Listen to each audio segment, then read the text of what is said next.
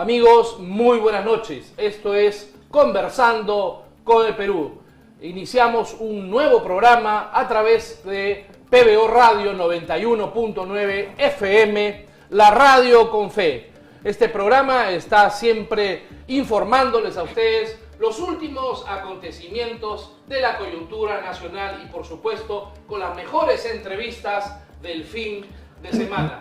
Producido también con la participación de la Coordinadora Republicana. Muy buenas noches, estamos en este momento con Víctor Andrés Ponce, con el cual vamos a conversar de un tema coyuntural y político. Él es director del portal Montonero y vamos a conversar de la situación de la coyuntura nacional. Llevándoles información a ustedes del día de hoy, todo indica, al parecer, que en cuestión de horas, el fiscal va a solicitar la prisión preventiva para el señor Vladimir Cerrón, que sabemos que está con un pie adentro en la cárcel, porque han aparecido nuevas evidencias de actos de corrupción con los dinámicos del centro, de este dirigente marxista que está interviniendo de una manera bastante, digamos, ortodoxa en la conducción del Estado a través del presidente Castillo. Ya se ha demostrado que ha ingresado dinero ilegal a la campaña de Perú Libre y hay colaboradores eficaces que están ya cantando, están hablando algunos temas específicos de este proceso que se le inicia a Vladimir Cerrón. Ángel, muy buenas noches, ¿cómo estás? Muy buenas noches, Alberto. Buenas noches, amigos. Estamos en una semana que culmina, además de la información que Alberto nos ha dicho, básicamente a partir del día de hoy ya con la ley que se ha puesto en vigor, luego de la promulgación por parte del presidente Castillo, a nombre del Poder Ejecutivo, la ley entra en vigencia y en consecuencia, a partir del día de hoy, los restos de Guzmán podrían ser cremados o enterrados, de modo tal que no se genere en torno a ellos ningún santuario que lleve a sus correligionarios y adeptos a tenerlo como un referente. Bien, sin embargo, creo que esta semana ha sido muy importante. Hemos visto cómo el peso del pasado sigue gravitando sobre la coyuntura presente y quizás sobre los días por venir. En consecuencia, hemos invitado a Víctor Andrés Ponce, director de este portal Montonero, uno de los pioneros en la lucha ideológica por afirmar los valores democráticos, republicanos, el régimen constitucional, las libertades públicas, para conversar con él, no tanto sobre la coyuntura en particular, que sobre el cual hay muchos análisis, sino sobre todo hacernos la pregunta siguiente: ¿cómo es posible que hemos llegado a una situación como esta, que mucha gente que incluso en tiempo atrás aplaudía o era negligente en cuanto a defender con insistencia las características del régimen democrático peruano, hoy se siente espantado por lo que está viniendo y cómo se está conduciendo la marcha del Estado? ¿Cómo hemos llegado? Eso ha aparecido de la nada como una generación espontánea, como lluvia que cae del cielo, relámpago en cielo despejado, o por el contrario tiene raíces más profundas que lamentablemente la clase política peruana no ha sabido desentrañar ni comprender. Es sobre eso, porque miren, estamos a casi 20 años de la caída de Guzmán, exactamente 19 para ser exactos, y mira la paradoja. Uno podría pensar que ello ha significado la eliminación de Sendero Luminoso. Muchos creyeron de que la captura de Guzmán y conjuntamente con la cúpula significaba, Alberto, la finalización de esta etapa. En alguna medida sí, porque el propio Guzmán, el año 93, en octubre, salió a los medios de comunicación, auspiciado por el propio gobierno de Fujimori, para plantear un acuerdo de paz, recuerden ustedes, y exhortar a sus huestes militaristas a que depongan las armas. Esto se consiguió en parte porque hubo un ala de Sendero Luminoso rebelde que en el Guayaga, con Feliciano y con los hermanos Quispe Palomino y Engelbrain, se mantuvo hasta el día de hoy, pero es un hecho más o menos evidente que eso se ha reducido ya a una banda que, concentrada en ese espacio y muy vinculada, casi ya no identificable, con el narcotráfico. ¿De Así acuerdo? es. Pero el problema es que los llamados acuerdistas de esa época, que fue la propuesta de Guzmán, parece que han tenido más éxito. Ellos en el año 2009 construyeron el Movadef para buscar la amnistía y liberación de su líder. El año 2011 intentaron, sin fortuna, inscribirse como partido político ante el Jurado Nacional de Elecciones. Y mira tú, esto es lo que yo quería conversar con Víctor Andrés. El año 2017, esto es algo que no se ha estudiado mucho, se produce una huelga magisterial de casi 3 meses que pone en jaque al gobierno de Kuczynski y a todo el país, una huelga que tuvo una importante repercusión, no solamente en el magisterio, sino arrastró en provincias a otros sectores populares, padres de familia, que apoyaron esta manifestación de protesta, pero cuya cabeza política no era el SUTEP, el sindicato clásico que había durante muchos años dirigido y conducido al Magisterio Nacional, sino era una facción radical llamado CONARE, ¿no? Un comité de reconstrucción que tenía como propósito y objetivo, recuerden ustedes, la reconstrucción, porque consideraban que el SUTEP había traicionado, qué sé yo. Esta es una huelga exitosa desde el punto de vista de la movilización y la acogida magisterial, pero con una cabeza senderista. Y dentro de esa cabeza senderista, recuerden los amigos, si es que lo han olvidado, el presidente de ese comité de lucha era Pedro Castillo Terrones, hoy presidente de la República. Y no solamente eso, sino si vemos los cuadros del comité de lucha de CONARE en los distintos puntos del país, todos ellos después, 4 años después exactamente, son ministros de Estado, son congresistas de la República o altos funcionarios del Estado peruano. La pregunta es, ¿cómo ha sucedido eso? ¿O es que acaso, y te hago la pregunta provocadora, es que acaso lo que el maestro no pudo hacer, el líder genocida, no pudo hacer por la violencia terrorista, lo han conseguido los discípulos usando con habilidad los intersticios que le permite el régimen democrático y republicano? Esa es la pregunta. Gracias por invitarme. Mira, yo quiero responderte sacando la hojarasca que a mi entender en estos últimos 20 años ha estado cubriendo el verdadero problema de fondo, ¿ya? Porque lo que está pasando en el Perú y lo que está pasando en Chile casi es un fenómeno parecido, con diferentes procesos, unos más consolidados u otros.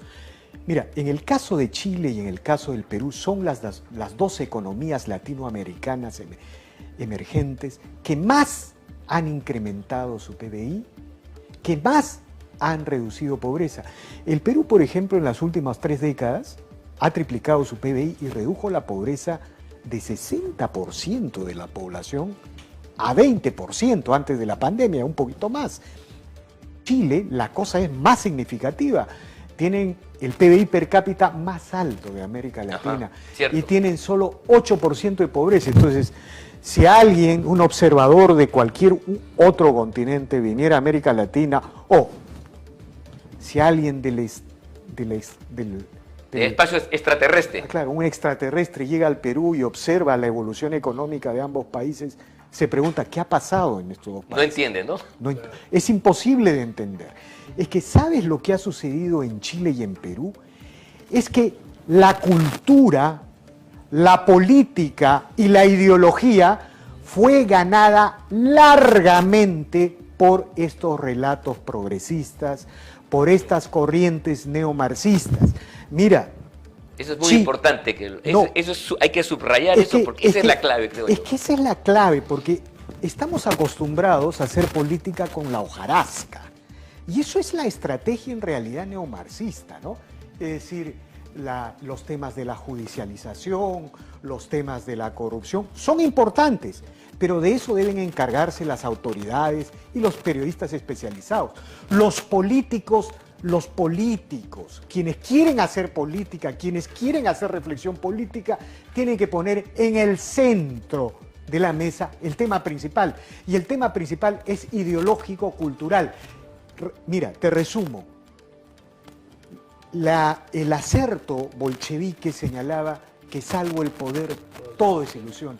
El día de hoy, una nueva visión de lucha contra el comunismo, porque en Chile y en Perú han llegado los comunismos más ortodoxos, debería ser, salvo la cultura, todo es ilusión. Y te digo por qué, muy rápidamente y con esto culmino, ¿no? En Chile están haciendo una convención constituyente en camino a una república plurinacional con equidad de género. Los mapuches allá son muy pocos, pero están en ese camino, ¿no? Como hizo Bolivia en su oportunidad. Bolivia tiene una república plurinacional con equidad de género. Lo hizo con Evo Morales, El señor Castillo ha destruido la economía, ha destruido la proyección futura del país, anunciando que el Ejecutivo va a convocar una constituyente o promueve una constituyente para crear una república pluricultural y con equidad de género. Y finalmente, en el Perú, todos los relatos progresistas, por ejemplo, el informe de la Comisión de la Verdad, ¿no?, que señalaba que en el Perú hubo un conflicto armado interno buscando crear la figura de un ejército interlocutor al Estado peruano, ¿no es cierto? Cuando la Comisión de la Verdad hablaba de un conflicto armado interno, no solamente quería equilibrar, ¿no?, la violencia terrorista con los excesos que pudo haber cometido el Estado. También lo que quería es darle un estatus especial a los subversivos. Y cuando hablaba de que, digamos, en el Perú una violación sistemática de derechos humanos, lo que se quería crear es una visión ideológica y cultural de la reciente historia en la que el terror desatado por el senderismo era equiparable con los excesos. Era la respuesta casi legítima a la violencia del Estado. Víctor Andrés, de acuerdo a lo que has manifestado, me parece muy interesante, al parecer hay un odio al éxito constitucional de Perú y de Chile por parte de estos grupetes marxistas, neosenderistas, que pretenden, según una concepción, ¿no?, estrictamente neosenderista, destruir todos los estamentos del Estado para construir la nueva República Popular o la República Plurinacional con equidad de género, con las intencionalidades socialistas y un modelo diferente al que estamos gozando. Finalmente no republicano. Exactamente, y que ha tenido, como tú bien lo has dicho, un éxito impresionante en los últimos 30 años. ¿Es posible hacer esto como lo están haciendo estos grupos que acaban de insertarse al poder? Mira, yo creo que en el Perú la situación, como se dice, está por verse, es una gran interrogante, ¿no? Creo que los comunistas ortodoxos, así es como hay que llamarlos, porque el tema central no es que tengan vínculos con exorganizaciones terroristas, eso es importante, pero lo importante es su proyecto. Es el pensamiento. Es el pensamiento. Así es. Que trasciende, ¿no? Claro. Escucha, trasciende los hechos concretos, las historias. Claro. Por Y supuesto no le interesa la república, no le interesa la historia, mucho menos el pensamiento, decías. Los modelos económicos, ¿no? Claro. Entonces, estos comunistas ortodoxos que han llegado al poder tienen una visión de la cultura, una visión de la política. Mira, yo te digo, lo que ha sucedido en el Perú y lo que está sucediendo en el Perú es que Pedro Castillo ha cometido un error estratégico en su plan de captura del poder. Al anunciar frontalmente la convocatoria de una constituyente, ha paralizado al país. Y por otro lado, ha puesto en una alerta a las clases medias emergentes que han surgido en las últimas 3 décadas y que representan aproximadamente el 50% de la población y que todavía no han sido destruidas. Esto es muy importante señalar porque en el caso de Chile, la cosa sí es un poco más complicada. Las clases medias allá apoyan a la convención constituyente, en cambio. Allá, digamos, la hegemonía cultural es más sólida, es más consolidada. En el Perú está por verse. Dependerá de que surja una oposición responsable y que sobre todo recupere el criterio de la unidad, por sobre todas las cosas, para detener y enfrentar este proyecto autoritario. Pero yo quisiera volver al lado de la cultura. A ver. Mira, yo quisiera volver al lado de la cultura. yo quiero señalarles que el lenguaje inclusivo forma parte del mismo libreto que el intento del señor Bellido de convertir al quechua en un instrumento para generar sentimiento de culpa en las clases medias peruanas. Ajá. Es lo mismo, es la cultura. Mira, cuando en el lenguaje inclusivo se cuestiona el patriarcado o el machismo, en realidad con estas tonterías verbales, ¿no? Con estas tonterías, estudiante, estudianta, todas y todes.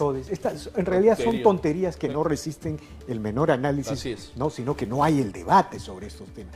¿Qué es lo que en realidad pretenden estas corrientes neomarxistas y progresistas? Mira, pretenden en primer lugar cuestionar la familia nuclear de Occidente. Así es. ¿Ya? Pero ¿por qué pretenden, tú te preguntarás, por qué pretenden cuestionar la familia nuclear de Occidente? Porque quieren crear una visión de familia más tolerante, más equilibrada. Familia democrática, ¿no? Claro, ¿quieren reconocer a las minorías? No.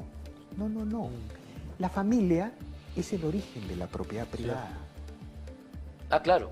O sea, ahí está la famosa obra de Engels, ¿recuerdas? Sí. No, bueno, porque tiene formación muy rápidamente, has leído marxismo, muy rápidamente haces la asociación. Claro, sí. Pero cuando surge una familia, surge la voluntad de crear la propiedad privada.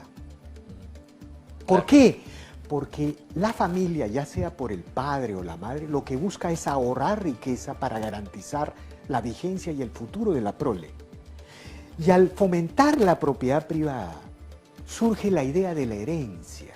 Es el derecho romano, ¿no? Familia, propiedad y herencia, que es el fundamento de la economía de mercado y que por lo tanto es el fundamento de la historia occidental y que es el fundamento también del sistema representativo. Por eso Engels escribió este famoso libro, El origen de la familia, la propiedad privada y el Estado, un clásico marxista, en la que proponía que había que eliminar la propiedad privada y la familia para colectivizar los medios de producción. Bueno, el lenguaje inclusivo, ¿no? Lo que busca es erosionar a través de las representaciones verbales esta idea que asocia esta idea de la familia, que según ellos está asociada al patriarcado. ¿Qué quiere el señor Bellido cuando habla en quechua? A sabiendas que el 13% de los peruanos que hablan quechua, ¿no es cierto?, entienden el castellano. A sabiendas que el 87% de los peruanos habla castellano. Y a sabiendas que los quechohablantes quieren a toda costa aprender castellano e inglés. Así es. Hay casos de familias de Anta, en Cusco, que reciben el canon minero. ¿Sabes qué hacen estas familias? Claro. Van a Cusco, alquilan una casa y se llevan a los niños en el verano y alquilan y contratan a un profesor para que les enseñe inglés, porque se dan cuenta que el inglés es el futuro. Correcto. ¿Qué quiere el señor Bellido? Lo que quiere el señor Bellido es crear un sentimiento de culpa en las clases emergentes peruanas, todas andinas, porque los Andes en el Perú están en... ¿Cuál es la principal ciudad andina del Perú? Lima, pues. ¿A dónde se han trasladado los Andes que preocupaban tanto a Aya, a Mariate y a José Larribagüero, a Víctor Andrés Belaúnde? A Lima y a las principales ciudades de las costas. El Andes se ha vaciado de población, es el 20%, y la mayoría no habla quechua. Entonces, ¿qué es lo que quiere el señor Bellido? Crear un sentimiento de culpa en las clases medias peruanas para cuestionar esta idea de república asociada a España y a Occidente, ¿no? Y por lo tanto, como consecuencia, al capitalismo.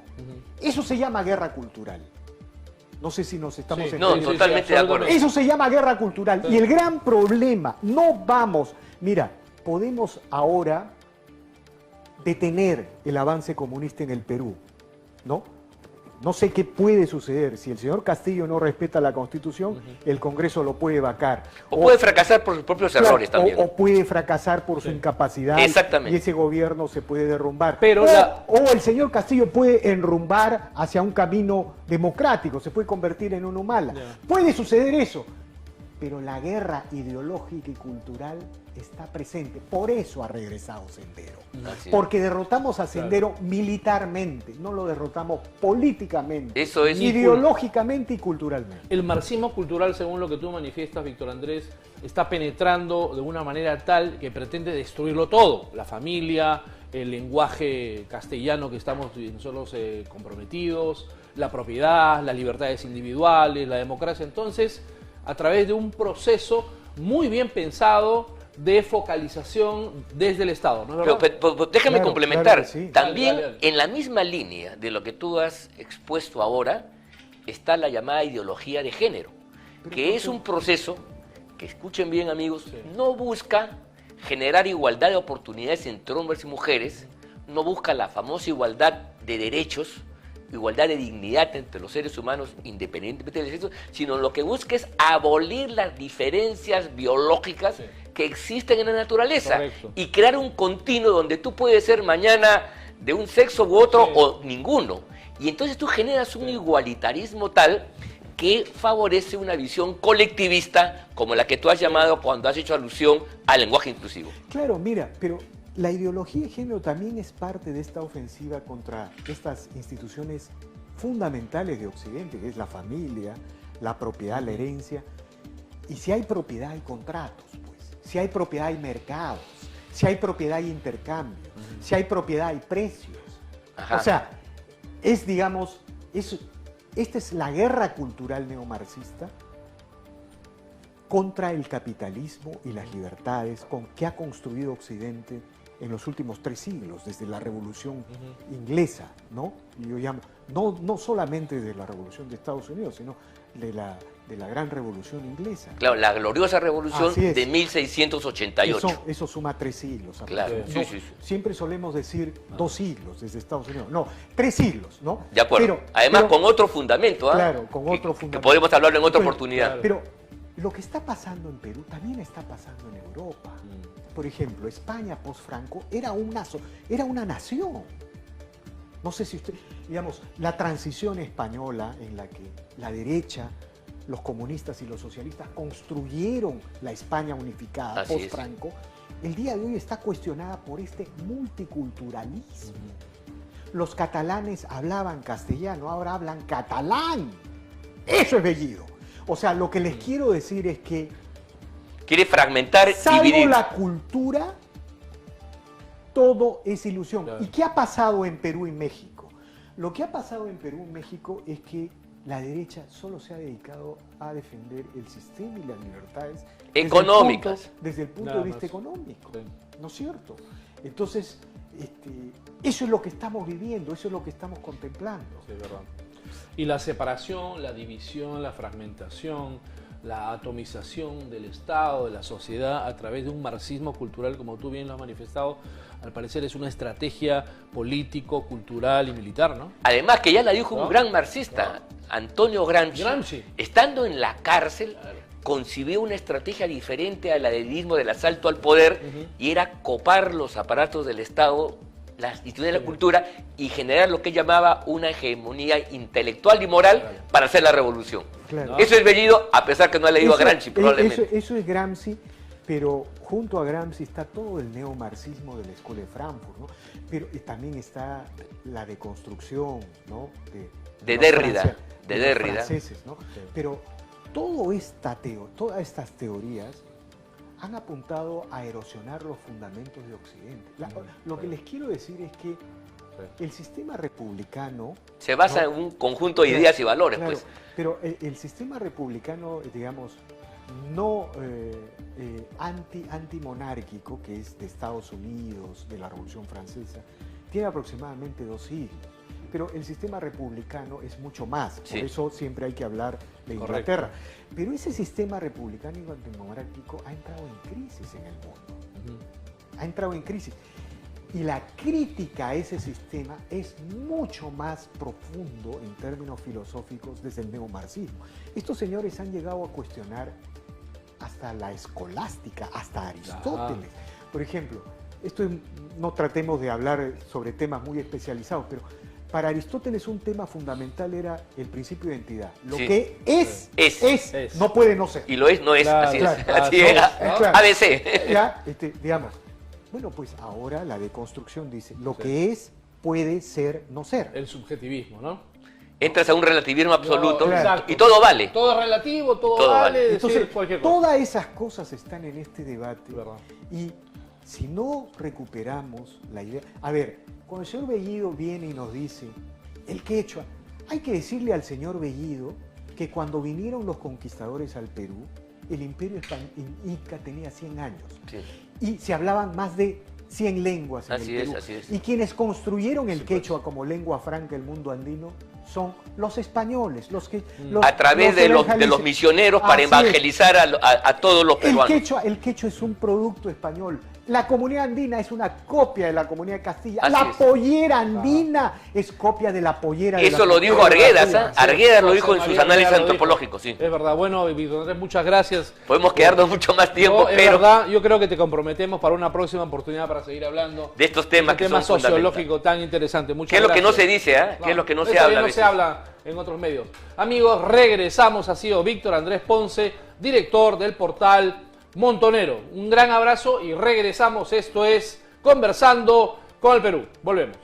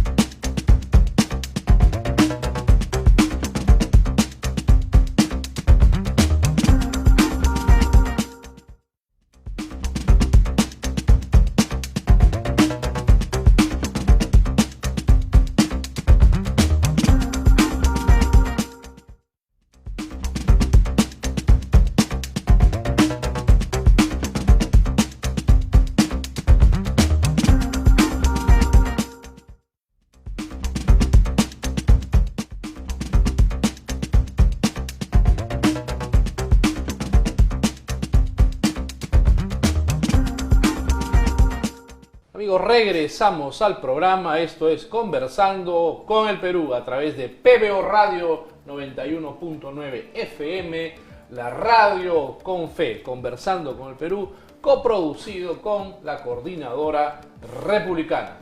En estos momentos tenemos el placer de anunciarles a ustedes de que está en el set el doctor Andrés Suárez. Él es procesalista, abogado del señor Richard Muro, que fue, como ustedes recordarán, atacado por una turba de ronderos. Con él vamos a conversar y vamos a hacer análisis político. Muy buenas noches, Andrés, ¿cómo estás? Alberto, qué gusto, doctor. Buenas noches, ¿cómo estás? Muy buenas noches. Mire, yo quería preguntar lo siguiente.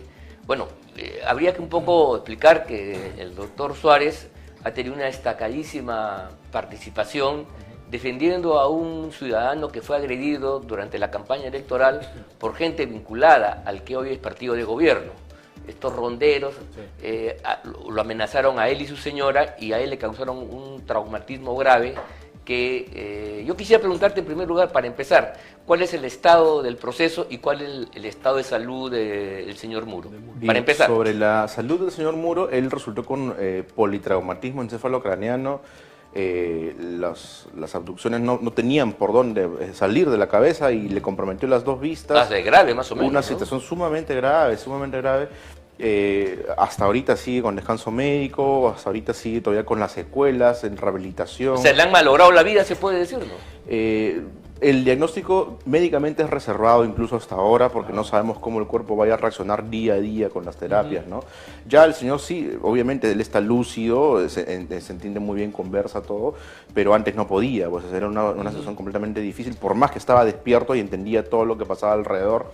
Incluso él conversaba con una persona y no sabía quién estaba delante de él, porque los ojos los tenían totalmente mal.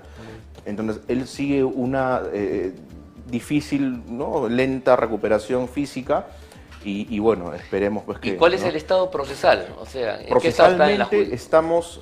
para empezar, hay que tomar en cuenta, y felizmente, que este es un programa de análisis político, sí, porque, mire, nosotros somos un grupo de abogados dirigidos por la doctora Ada Borja, los cuales nos constituimos de inmediato en el lugar de los hechos por un simple sentido de deber cívico y labor ciudadana, porque sabíamos que ese caso era bastante grave, ¿no? Los que tenemos experiencia litigando sabemos cómo es que se reacciona jurídicamente ante una agresión de esa magnitud. Entonces concurrimos este grupo de abogados en toda la madrugada de esa noche, estuvimos con la fiscal, la doctora Fanny Uribe, iniciando las diligencias preliminares, porque acá hay algo muy curioso, ¿no? Justo esas épocas, esos días, eran épocas de convulsión social, de marchas, de protestas por todos lados, y definitivamente, si esto no se denunciaba en el momento, olvídense, no hubiera habido denuncia, no hubiera habido investigación, Andrés, no hubiera habido ¿se nada. ha determinado ya los autores del hecho procesal? ¿O aún están investigaciones? Estamos muy cerca de investigarlos, porque ya conforme la investigación fiscal cambia de etapa, ya han dado, el 15 han tenido su declaración, tanto los dos agraviados, la señora como el señor Muro, han podido identificar plenamente, tal como se ha presentado en la denuncia, y esto no es ningún tabú, no hay que tener ningún miedo de decirlo. Ellos han denunciado que han sido simpatizantes del partido político Perú Libre, en contra de quienes han planteado la denuncia, y obviamente las cámaras, ya la siguiente diligencia que toca es precisamente las cámaras. Después se van a citar a los posibles implicados. Ojo, a la hora de tú denunciar al partido político Perú Libre, estás denunciando definitivamente a sus representantes legales y a todo el andamiaje que hay debajo, que quienes dispusieron que estén estas personas que se han denominado ronderos, que han agredido. Incluso también en un último escrito hemos solicitado que se cite también a un ministro que se llama José Hélice, que dijo públicamente que no pasaba nada, pues, si los ronderos venían a Lima, y que el hecho de blandir machetes no era un tema fuera de lo común. Cultural. Lo cual sabemos, y la fiscal está totalmente alineada con la tesis constitucional y legal que manejamos, es que precisamente los ronderos tienen su ley orgánica, los ronderos tienen su ley especial, y su ley especial, tanto en la Constitución, indica que los ronderos tienen su sector de dónde irrogar justicia, ¿no? Entonces, hacerlo en Lima, blandir armas blancas, punzocortantes, y en este caso atacarlo con palos cuando el señor ya está desangrando en el piso, es un intento de homicidio. ¿no? Entonces es como decir, pues sabes que hay un partido U Alianza clásico y tú dices, ok, no, que vayan con armas, que vayan con machetes. Igual son ronderos, son libres, Claro, no puedes. en los partidos de fútbol la gente la desarman y no puede ir ni con botellas, No puedes. ni con ningún objeto contundente. Y estamos hablando del centro de Lima en estas épocas, entonces un poquito de ¿Podríamos hablar de homicidio calificado por esto? Como una estrategia, como una preterintencionalidad de atacar, de matar a este señor Richard definitivamente es un intento de homicidio, es una tentativa de homicidio. Y definitivamente también se configura el agravante por la pluralidad de personas, el tipo de agresión que ha sido en el piso, una persona desangrada, con armas largas, con palos largos, que le han dado prácticamente a matar, porque tú no ves, tú no le das a una persona que ya está ensangrentada en el piso, luego le das en la cabeza, y eso es lo que han hecho, eso ha sido un intento de Y homicidio. está constituido también como un delito plurisubjetivo, donde han participado pues, varias personas. Sí, definitivamente, pero acá hay responsabilidad no solamente de los autores materiales, hay autoridad funcional y hay responsabilidad administrativa, tanto de la policía. Recordamos que el señor toma un taxi al frente de un vehículo patrullero pensando pues que está seguro, ¿no? No ha existido ningún tipo de provocación previa, simplemente han pasado marchando estos supuestos denominados ronderos y de frente, ni bien lo han visto, palo en la cabeza, ¿no? O sea, algo así ha sido. ¿Y por qué contra el señor Richard Muro, que sabemos que es un señor de edad, por qué fueron los manifestantes en contra de él? ¿Acaso pudieron prever o él es un dirigente, o discernir que era un alto dirigente de la oposición? ¿Les hizo algo? ¿Los enfrentó? ¿Les sacó en cara? De las manifestaciones, tanto de la señora Elba, que es su esposa, lo que pasó primero fue que cuando desfilaban estos señores por la vereda, lo que han hecho es comenzar a molestar verbalmente a su señora y a su hermana, que estaban paradas en la vereda esperando que el señor pare un taxi, lo cual hacemos todos los días con nuestra familia. ¿Acoso sexual? Podríamos, de repente no, pero quizá político, quizá no. ¿Tú qué haces acá? Incluso en la manifestación la señora manifiesta, ¿no? Dice que le dijeron, ¿tú qué haces acá? ¿Para qué vienes? Pero obviamente con un verbo bastante florido, con lisuras, insultos. Es ahí que el señor ha volteado y le dice, obviamente, ¿qué pasa con mi esposa? ¿Qué te meto, no? Y de frente a un palo, la cabeza al piso, y ya se desarrolló como ocurrió, ¿no? Bueno, ya nos contarás más adelante cómo caminan las investigaciones y cuál va a ser el desenlace de esto, que es un asunto grave que no debiéramos dejarlo pasar por la salud de la República. Pero nos llama la atención también, y eso es un tema que queríamos conversar, las últimas expresiones del ministro del Interior, ministro cuestionado, por cierto, porque siendo fiscal es ministro y no ha renunciado, no se ha efectivizado su renuncia al Ministerio Público, pero sin embargo se desempeña como ministro del Interior. En fin, eso lo verá el Congreso en su momento, pero la pregunta es la siguiente. En estos días él ha hecho una denuncia grave ante la opinión pública, poniendo todo énfasis en un grupo de estos colectivos que salen a protestar por la vigencia del Estado de Derecho, democracia, estas marchas que se han hecho en los últimos meses de repudio al fraude electoral primero y actualmente contra las políticas o la falta de gobierno por parte del señor Castillo, en fin, como expresión del derecho legítimo a manifestar y protestar. Esta denuncia contra la llamada resistencia por parte de este ministro del Interior cuestionado, ¿qué juicio, qué te sabe? ¿Qué cosa es en el fondo? ¿Es un hecho aislado o empieza a ser, y esto es lo relevante, el inicio de una suerte de persecución política contra todos los intentos ciudadanos que mañana, pasado mañana y otro momento, salgamos a las calles a expresar nuestra protesta, nuestro punto de vista contra las políticas abusivas del actual gobierno? ¿Es eso lo que está pasando? ¿Podrías tú caracterizar qué cosa es lo que ha dicho el ministro para que los amigos que nos escuchan esta noche puedan calibrar exactamente la dimensión de estas amenazas? Bueno, en realidad esperemos que sea un hecho aislado, ¿no? Esperemos que sea un hecho aislado. Como demócratas podemos desearlo, barruntarlo, ojalá que sea un hecho aislado. Y bueno, para empezar, yo soy abogado de la familia Muro, ¿no? En este caso, de una agresión. Sin embargo, como licenciado también en ciencias políticas, puedo dar una opinión. Exactamente, quería tu opinión al respecto.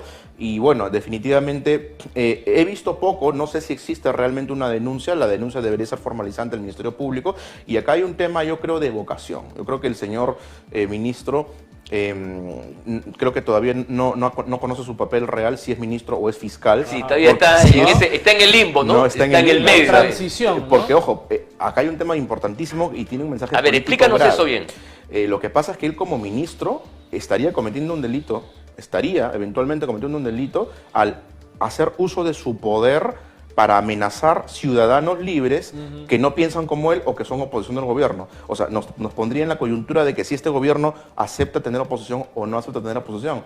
Porque va a venir un ministro y va a decir, ok, como no piensan como yo, los voy a denunciar. Es más, él ha cometido, a mi juicio jurídico, un delito en grado de tentativa, el cual es no solamente el abuso de autoridad, que para mí ya se configuró, sino la tentativa también del delito. Podríamos estar hablando de un delito en grado de tentativa de usurpación de funciones, porque él no es fiscal, se supone, él está ejerciendo en calidad de ministro. Sí. Bueno, su calidad, su situación que tiene, eso es muy aparte de lo que está pasando, de lo que estamos actualmente analizando. Pero si él es ministro y se atreve a decir que él va a investigar y va, ojo lo que ha dicho, va a levantar secreto bancario, secreto de comunicaciones, perdón, pero él no es la fiscalía. No, pues.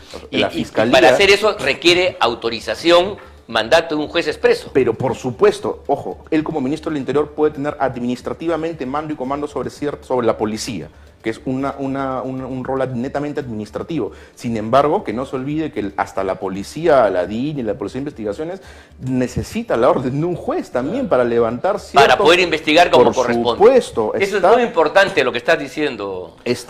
Definitivamente está en un grado de tentativa sobre usurpación de funciones, ¿no? Sí. Vamos a ver qué repercusión ha tenido su declaración pragmática y qué ha llegado a hacer, porque si estamos hablando de que él se atribuye funciones de que él puede levantar secreto bancario y de que él puede levantar secreto de comunicaciones, o de que estamos además ahí estaría violando. Mira, el Poder Ejecutivo, escuchen amigos, estaría suplantando las funciones que le corresponden al Ministerio Público y al Poder Judicial. O sea, se estaría rompiendo el Estado de Derecho por un principio central que es la separación de los poderes. Por supuesto. Estaríamos hablando, Andrés, ante unos procesos dentro del Estado de criminalización de las protestas, es decir, una estrategia para acallar a toda la oposición. Eso es importante saberlo. A ver. Bueno, es peligroso decirlo y peligroso que se esté configurando, esperemos que no, volvemos a decir, pero podríamos estar en un caso en el cual ya el gobierno se torne una suerte de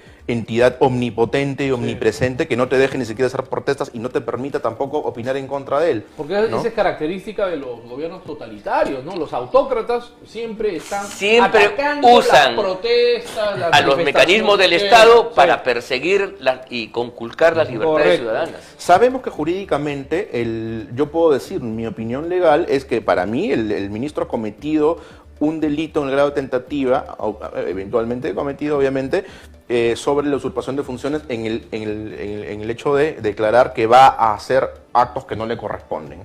Eso por un lado. De otro lado, el coste político de lo que dice, a mi parecer, definitivamente, él ha infringido la Constitución y él es pasible de una denuncia constitucional, pero de inmediato, porque él no puede irrogarse labores de la Fiscalía y del Poder Judicial siendo ministro, muy aparte de su situación de fiscal, que obviamente hay un tema... Bueno, es importante que la gente en el Parlamento que defiende el Estado de Derecho, las libertades democráticas, entre ellas las marchas, las protestas, tomen nota de esto para que hagan valer las prerrogativas del Parlamento y inviten al señor ministro del Interior a que dé explicaciones sobre esto, porque sería muy grave que primero él esté usurpando funciones, pero más grave aún de que esto sea el inicio de una suerte de caza de brujas, de persecución política, aprovechando. Porque ¿cuál es lo que se le imputa a este colectivo llamado La Resistencia?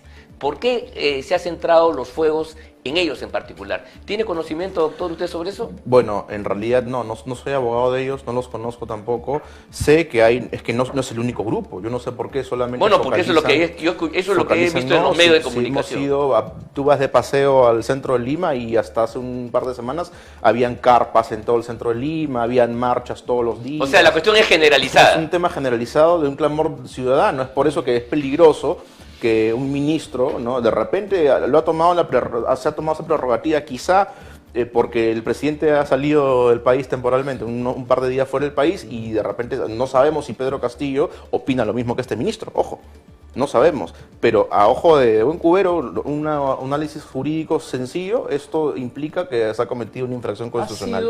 ¿Ha sido puesto exprofesamente este ministro del Interior para conculcar derechos de la población respecto a las manifestaciones, cree usted?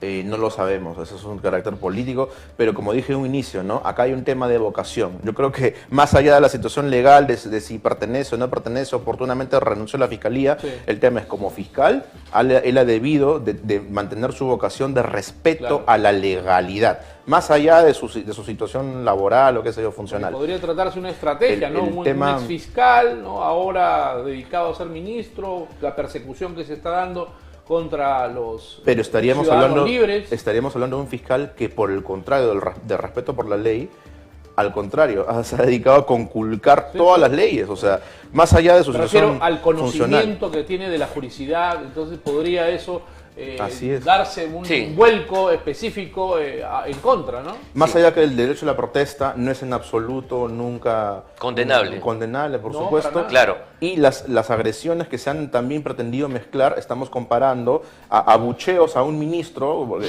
también se intentó mezclar la investigación del señor Richard Muro con una supuesta grupo de abucheos, no sé si le tiraron huevos, no lo sé, a un ministro. Yo quisiera profundizar ese tema porque aquí hay una doble moral.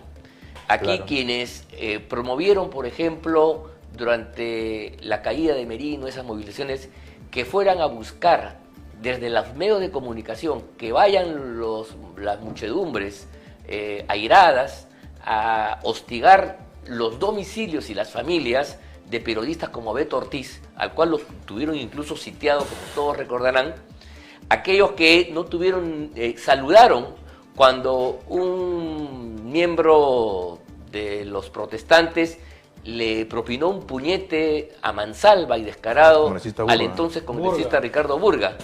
Cuando el congresista Tubino fue víctima de una agresión y le tiraron un cono que le cayó en la cabeza, la prensa y los sectores vinculados hoy al gobierno aplaudieron grotescamente. Pero cuando sucede con el señor jefe de la OMPE, cuando ha sucedido con Avelino Guillén, el fiscal que ha sido, digamos, censurado por gente en un establecimiento comercial, o con Jaime Chincha u otras personas vinculadas al régimen, ahí ponen el grito en el cielo, saltan hasta el techo, dicen que eso es una agresión, y por eso hacen las denuncias, y por eso creo por ahí es donde eso ha motivado que el ministro del Interior haga ese tipo de declaraciones desafortunadas, ¿no? Sin duda bastante desafortunadas las declaraciones porque es un ministro del Interior. No, pero ¿qué te parece la doble moral? ¿Cuál es la opinión? ¿Es igual un abucheo que meterle un puñete, que tirarle un cono en la cabeza? Sí, no hay nivel de comparación. La agresión que ha tenido el señor Muro respecto de abucheos, un ministro que se mete a su carro blindado y se va, y que su única queja literalmente en su denuncia es estuvimos atracados en la avenida Tacna. Wow, o sea, qué gran agresión, que estuviste 10 minutos en la avenida Tacna. Andrés, ¿no? Tú eres analista político. ¿Cuál es tu proyección respecto a este gobierno? ¿Cómo lo ves?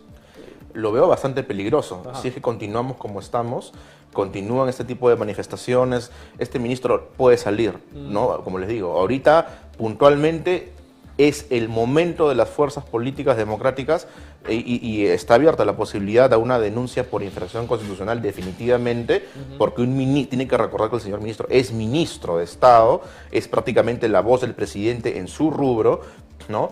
Y debería ser interpelado. Sí, y en lo que se refiere a los medios de comunicación, al parecer Pedro Castillo, Guido Bellido y todo el gabinete no tiene una buena relación o una buena interrelación con los medios de comunicación, ¿no es verdad? Digamos que con algunos sí, ¿no? ¿Quién? No es posible que ciertas periodistas opinen mutis totalmente respecto de la agresión del señor Muro. Sin embargo, porque alguien le dijo algo a una persona que sale de un supermercado, sí, todos, claro, como si fuera una portátil mediática, no ponen el grito en el cielo, caramba, yo les pido más bien, por favor, fíjense en mi cliente, en el señor Richard Muro, que ha sido verdaderamente agredido, y preocúpense de ese tipo de agresiones, y llámenos, en todo caso, busquen cómo pueden ayudar al señor. Esa es la simetría de la prensa de la cual estás hablando, Alberto, porque, claro, el señor Castillo pues ha adoptado una política errada desde el punto de vista comunicacional más básico, o sea, no declarar, hacer que su seguridad espante a quienes le preguntan, es un exceso que revela más realmente una conducta estúpida. Vamos a hablar con claridad. Eso ni siquiera es política, eso es estupidez, un temor llevado al grado supino máximo, entonces eso es malo. Y por eso que la prensa le reprocha, le dice, protesta de vez en cuando. Pero en los hechos concretos vemos todavía cómo la prensa no es capaz de distinguir situaciones. Por ejemplo, lo que estoy dicho, agresiones materiales contra personas, las deja pasar. En cambio, el favorito de entonces, Avelino Millén, aquel fiscal que llevó a prisión a Fujimori y que se hizo público y que se hizo famoso a través de sus intervenciones en ese juicio que fue televisado, cuando es repudiado a la salida de un supermercado, en fin, pues, como personaje público tiene que un poco atenerse a esas cosas. Hay una protesta, hay un rechazo, dice que eso es inmoral, ¿cómo es posible? No hay falta de tolerancia, etcétera, etcétera. No, y regresando al tema sabemos que hay gobiernos que se han caído porque no han tenido una eficiente estructura o estrategia comunicacional, Andrés, ¿no? Es importantísimo, ¿no? La comunicación y para eso están los medios de comunicación, ¿no? Los diarios, la televisión. Yo definitivamente aquí un mal uso o un mal manejo o un desconocimiento de manejo del poder, ¿no? El poder implica las cámaras, la prensa también, lo que se dice en los medios de comunicación, y de verdad, si fueran personas, las que están en el gobierno ahorita, que se preocupan por la población, deberían estar preocupadas. ¿Por qué? Por ejemplo, porque nuestra solicitud a la Fiscalía para que declare el secretario general del Partido Político Perú Libre y todos la plana de simpatizantes que tuvieron que ver con esta agresión, porque definitivamente ya hay videos, existen cámaras, testimonios hasta de personas extranjeras que se han quedado en Perú precisamente para esperar su declaración como testigos en este caso, ¿ya? Y esto sí es como primicia, lo saco, porque en realidad ya está a punto de ser revelada la plana de las declaraciones. Y el tema es, deberían preocuparse más porque estas personas respondan ante la justicia y porque vayan a declarar. Recordemos que ante la Fiscalía no existe, no, que soy presidente, que decido, no. Igual tienen que darle explicaciones a la fiscal de por qué hay un ministro que dice que está permitido salir con armas en la calle. Sí. ¿Por qué existen colectivos de personas que marchan en el centro de Lima? Y acá hay un tema muy importante y de carácter funcional. ¿Por qué la policía tenía orden de no intervención en el centro histórico? O sea, que si yo decía, oye, me han robado, le pido a un policía que intervenga, el policía no puedo intervenir, tengo orden de no intervenir. Y los ronderos con los machetes también, ¿no? Claro, y estamos hablando de gente armada. Sí, claro. Entonces yo creo que hay responsabilidad administrativa, responsabilidad funcional y política también. No se puede minimizar tampoco pues las expresiones de decir de que un machete pues, es una expresión cultural, ¿no? No, eso representa un peligro. El ministro Hélice, en realidad, y el gobierno morado de Sagasti han sembrado las condiciones para que luego venga Castillo, el señor Carrasco, Millones y compañía. O sea, no ver la continuación entre uno y otro es una ceguera absoluta. Yo creo que esta es una buena oportunidad para corroborarlo. También, ¿no? No estamos hablando, en el caso de Muro, no estamos hablando de este ministro ni de Castillo, estamos hablando de Sagasti y del ministro Hélice. ¿Correcto o no? Así es. Así como es. Que si la plataforma fuera puesta para que continúe todo este desastre. Es importante destacar que los ministros que deben ser elegidos por el presidente deben ser gente capacitada, y al hacer ese tipo de declaraciones demuestran rotundo desconocimiento de la Constitución, porque más allá de demostrar ignorancia o desconocimiento, están yendo en contra de lo prescrito ahí. Por ejemplo, cuando el ministro Hélice dice, sí, los ronderos no pasan nada, expresión cultural. Mentira, la ley, los ronderos tienen su ley especial que indica que estos actos están prohibidos. La Constitución también lo dice, y no puede ser que un ministro diga todo lo contrario. Y tienen circunscripciones también muy propias, ¿no? No pueden exceder, ¿no? Así es. ni invadir otros fueros, ¿no? La Constitución y la ley especial lo dicen así. Lo dice así. Solamente pueden ejercer dentro de su jurisdicción. Muchísimas gracias, Andrés. Muy Gracias. interesante, de veras, Haber vamos a estado seguir con hablando de nosotros, este ¿no? tema, Claro. porque lo peor que nos podría pasar luego de la crisis que estamos viviendo por la inoperancia del actual gobierno es que empiece a sacar su cara de matón y empiece a perseguir todas las manifestaciones de protestas democráticas que hagan los ciudadanos Sí. en ejercicio de sus derechos Lo constitucionales. único que sabemos es que vienen tiempos difíciles y hay que estar verdaderamente apercibidos para las cosas que van a venir. Amigos, muy buenas noches. Muchísimas gracias por haber estado aquí con nosotros. Esto es Conversando con el Perú, siempre a través de PBO Radio 91.9 FM, la radio con fe. Mi nombre es Alberto Bayac y con Ángel Delgado hemos estado con ustedes. Nos vemos la próxima semana. Un fuerte abrazo. Hasta la próxima semana y buenas noches.